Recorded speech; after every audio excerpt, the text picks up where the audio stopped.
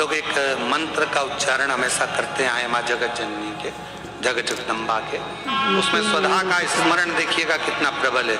ओम जयंती मंगला काली भद्रकाली कपालिनी दुर्गा क्षमा शिवा दात्री स्वाहा स्वधा नमस्तुते।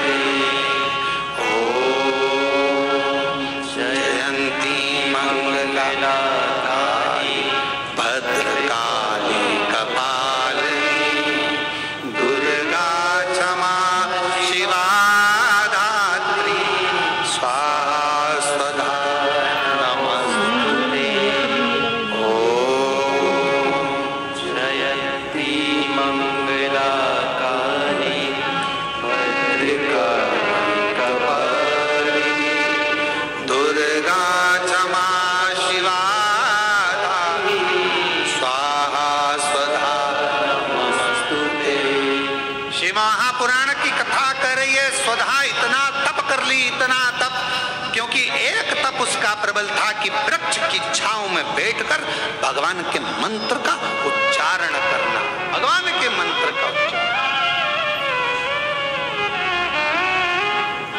भगवान के मंत्र का उच्चारण, और लगातार भगवान शिव को याद कर रही है।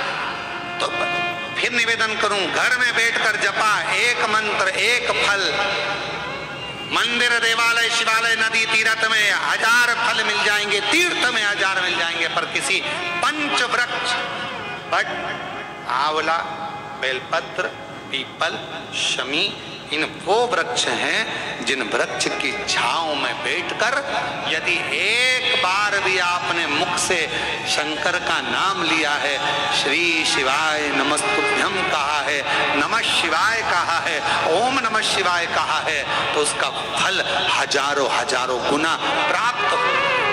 इसलिए क्या कहा गया, जब हम तुलसा जी की परिक्रमा करते हैं, माँ तुलसा को जल अर्पित करते हैं, तुलसी के क्यारे की परिक्रमा करते हैं, उस समय पर आपके मुख से यदि एक मंत्र निकला है तो तुलसी के क्यारे में जितनी मंजरी होती है, तुलसी के क्यारे में जितनी पत्तियां होती हैं, तुलसी के क्यारे में जितनी मिट्टी होती है, तुलसी के क्यारे में जितने जीव होते हैं, सबके पुण्य फल हमारे खाते में चले जाते हैं, उतना फल प्राप्त हो जाता है एक तुलसा के पौधे की परिक्रमा करते समय मंत्र जप से।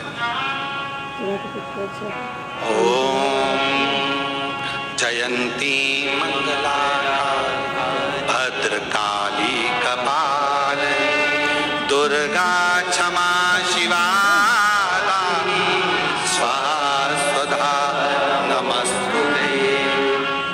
ओम जयंती मंगला काली भद्रकाली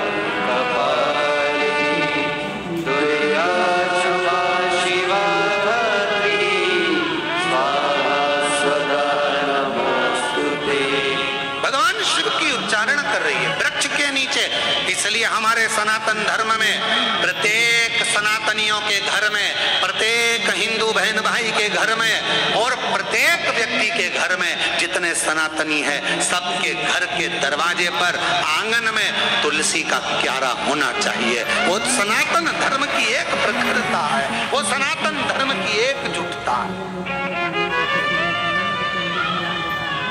एक तुलसी का क्यारा मेरे हनुमान जी ने देखा था विभीषण के दरवाजे। हनुमान जी विभीषण के यहाँ प्रवेश कर गए। जब हम तुलसी के क्यारे में जल चढ़ाते हैं, तुलसी के क्यारे के पास खड़े होकर भगवान के मंत्र का उच्चारण करते हैं, नमः शिवाय बोलो, नारायण का मंत्र बोलो, ओम नमः भगवते वासुदेवाय बोलो, राम नाम कृष्ण नाम शिव नाम जो तुम जपना चाहो वो जपो। तुम एक बार जपोगे तुलसी के क्यारे के पास खड़े होकर, हजारों गुना फल अपने आप प्राप्त हो जाए। घर में ही, तुम्हें कहीं जाना ही, घर के अंदर ही।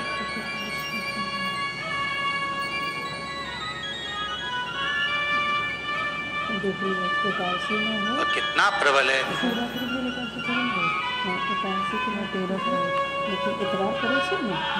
साधु चले पौआ पौआ चीटी ने बचाई के, साधु चले पौआ पौआ चीटी ने बचाई के,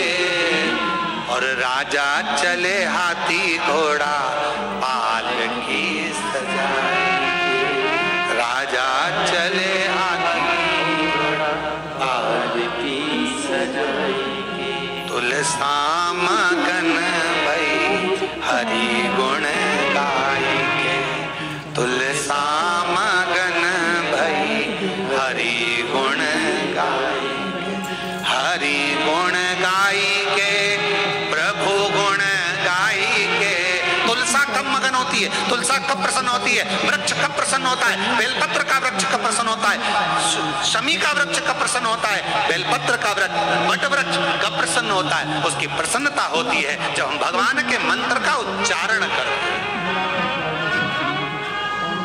हरि गुण गाई के प्रभु गुण गाई के, आप भी बोलो, हरि गुण गाई के प्रभु गुण गाई के, हरे तुलसा मगन भई हरि गुण गाई के, तुलसा मगन हरि गुण। ये स्थान भगवान जहाँ बेल, आप लोग कभी कुबरेश्वर धाम गए होगे तो बेलपत्र की वाटिका में अगर पहुंचे होगे, जहाँ खुला हुआ मैदान है, जहाँ कथा होती है उसके पीछे की साइड में खुला मैदान है, वहाँ 21 बेलपत्र के वृक्ष हैं बड़े बड़े, उसी की वाटिका के आसपास बैठकर लोग मंत्र का जाप कर। आप अगर कुबरेश्वर धाम गए होगे तो वट वृक्ष की छांव में बैठे होगे।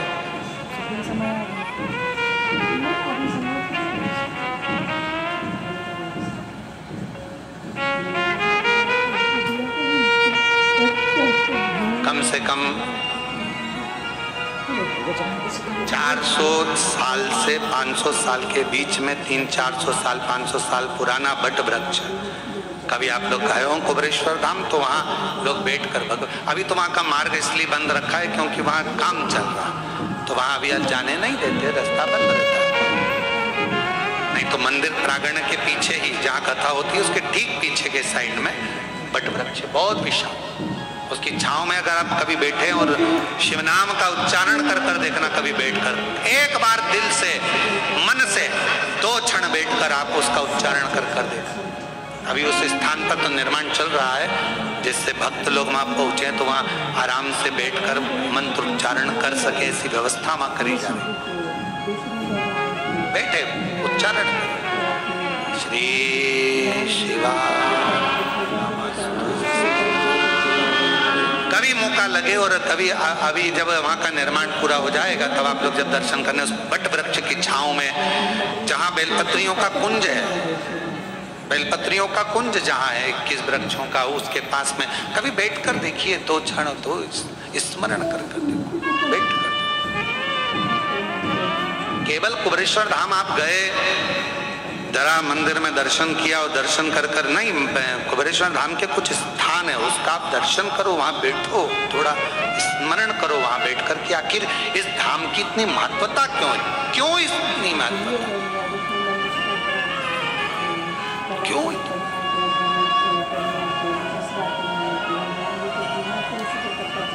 गए हो गाड़ी कर कर, खर्चा कर कर भी गए और आप लोग दर्शन ही ना कर पाओ।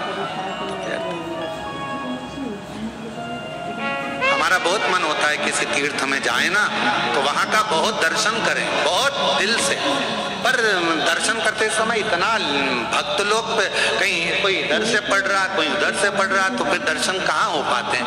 आप लोगों को चोट ना लगे, आप लोगों को कष्ट ना लगे, तो दर्शन भी कैसे कर पाओ। मन है कि ये भी दर्शन करना है, बावड़ी का दर्शन करना है, इस चीज का दर्शन करना है, वो चीज का मन करता है। थोड़ी देर कृष्णेश्वर बाबा के आए हैं तो मंदिर में थोड़ी देर बैठकर आराम से एकांत में शिव नाम का जप हो जाए, बाबा से जरा बैठ के बात हो जाए, जैसे वो जीजी ने लिखा कैसे हो।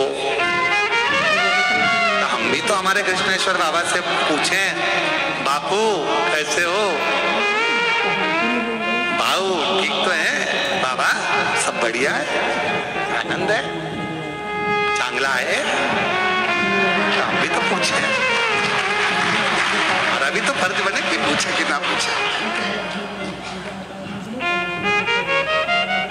पूछा था थोड़ा बहुत, अब योग है वो तो भगवान शिव की।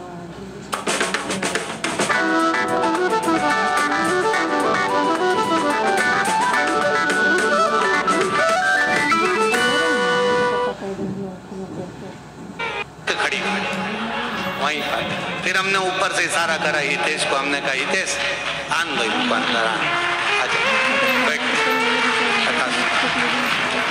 और वहीं बैठ के भजन गा रही है वो भोला,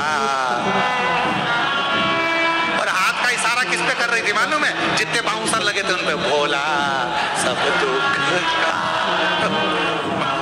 जितने काले कपड़े पे खड़े थे बाउंसर उनकी ओर इशारा कर रहे थे, ओ भोला।